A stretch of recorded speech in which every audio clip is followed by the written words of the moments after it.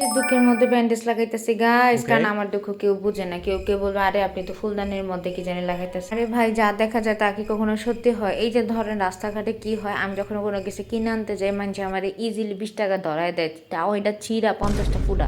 কিন্তু বিশ্বাস করেন, সেই জিনিসটাই যখন, সেই টাকাটাই যখন আমি কোনো কোথাও চালাতে যাই, আমি ভাই ঠইকা যাই। ভাই আমার নগদ রিটার্ন দিয়ে দেয়। রিক্সাওয়ালা মামার থেকে শুরু করে মাছ বাজারে মাছওয়ালা বেড়া পর্যন্ত সবাই রিটার্ন দিয়ে দেয়। কেউ ওই টাকাটা নিতে চায় না। কি আপা টিয়াটা পাল্টাই দেন, আরেকজনকে খালা টায়াটা পাল্টাই দেন, আরেকজনকে কি চাষি টিয়াটা পাল্টাই দেন। যাই হোক, অনেক দুঃখের কথা বললাম। আমি গিয়ে এই সুন্দর ব্যান্ডেজের উপর একটা কাট কালার বা ভিন্টেজ কালার করে নিলাম। আর সেটা যখন শুকায় গেল, পরে আমি সুন্দর করে ব্যান্ডেজগুলো খুলতেছিলাম, আর এত সুন্দর লাগতেছিল, এত স্যাটিসফাইং লাগতেছিল, তাই আপনাদেরকেও দেখাইলাম। এই ফাইনাল লুক। তবে আমি এটাকে এইভাবে রাখবো না, আমি একদম লাইটের একটা শেড দিয়ে আবার সবগুলো পাতা ভরাট করে দিব। আর আমি এখানে চাইতেছিলাম আরেকটু কালার, কিন্তু কেন জানি এটা ইয়েলো টোনটা আসে নাই।